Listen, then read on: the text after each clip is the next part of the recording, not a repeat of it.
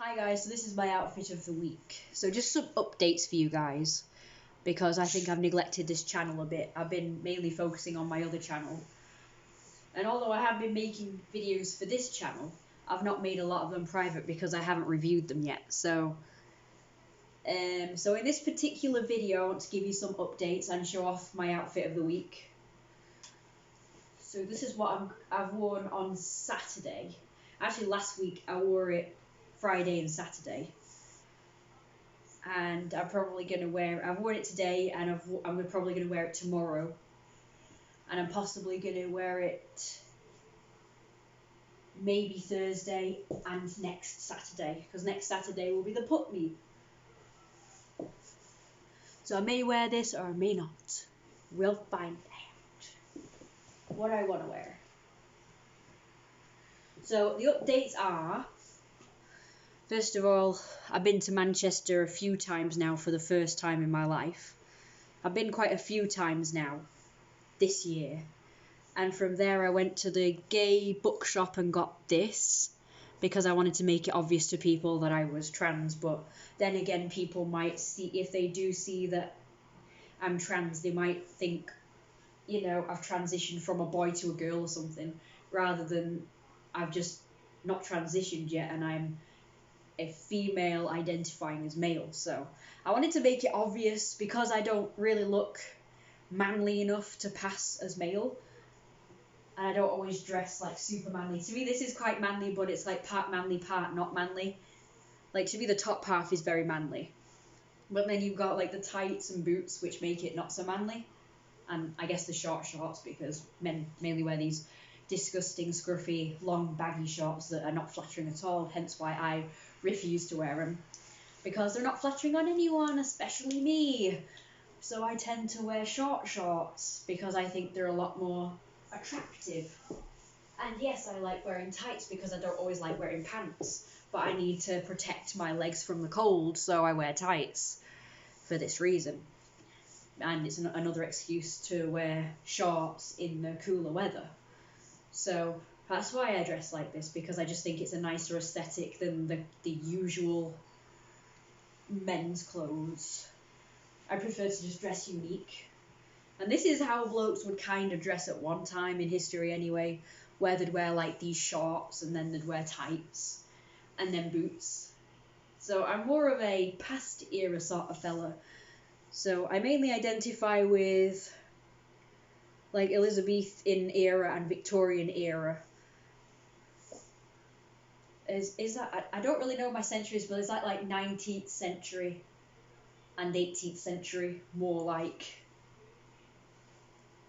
I tend to dress like, at least as near as damn it, because the actual authentic clothes would be too expensive and probably would look too costume-esque, and people would just think I was going to a costume party.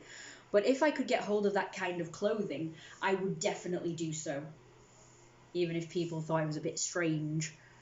But if it wasn't so rare and if it wasn't so expensive, because I'd have to get it made, because I mean, I could probably type in Victorian clothes or whatever, and it just mainly comes up with these hideous costumey ones that just aren't flattering, and it's always women's clothes rather than the men versions, so it's hard to get hold of. So I would have to have it made, and that would cost a heck of a lot of money, which I don't have. And as you guys know, I am saving up to move out, so I really can't be spending money on a lot of expensive clothes. This is probably the most expensive piece at £60, and it's coming apart. So it's not even good quality, considering I paid a fortune for the damn thing. Like, for that money, I expect it to be really high quality and not keep falling apart. I barely did anything for this to happen. All I did was zip it and unzip it, which is like what you're supposed to be able to do with a zipper. Anyway, so moving on. This is my more military style attire. And then we've got the rainbow coloured tights, which you can't see very well because they're covered by my boots. So it's kind of like part goth, part pastel goth. But I dress like this more for the like smart, manly look rather than the goth look. So this is me looking more past century manly rather than gothic. So, yeah. This is just how Jeremiah would dress. Anyway, moving on. So this year I have done a lot more than I have in past years. I've been to my first furry meet, my first pup meet, and my very first Pride Parade. I was supposed to be in it, but because we arrived late, because of my screwed up sleeping habits now, I go to bed super late and get up super late these days.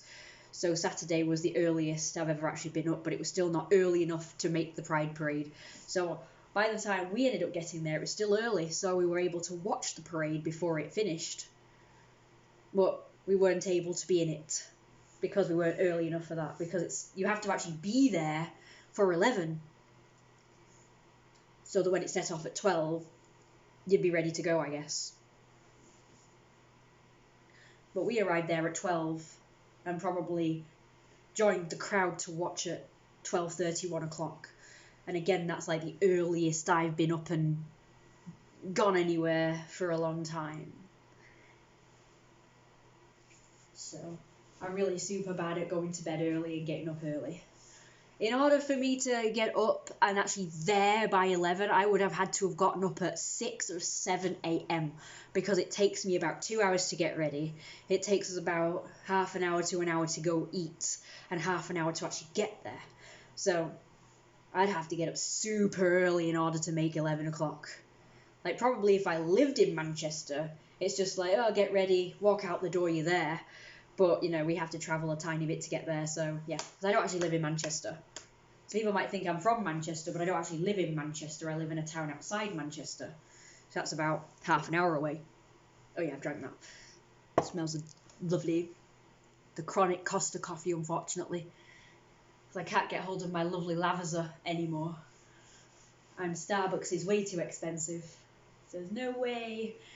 Anyway, so in order to like show people that I am trans and hope that people will be like, oh right, you're trans, so you want to identify and be talked about and thought of as a guy, I got this and a badge that's got the trans flag on it. But the problem with that is, A, not many people might know what this flag means. Like, I didn't know what most of the flags meant. And B, like I've said, they might think, right, you're trans, but you've probably transitioned from male to female. So that's the problem.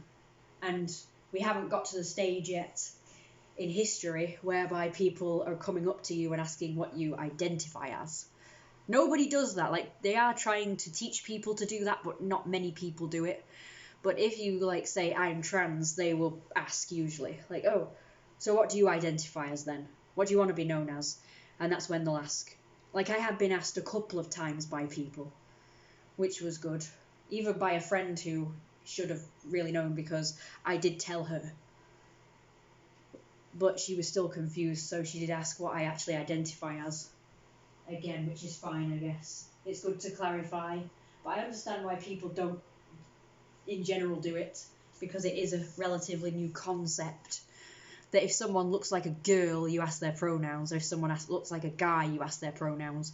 The only time someone's going to ask you is if you look like you're a girl, but you're dressing as a guy and having, like, short hair and stuff. Like, a masculine-looking woman.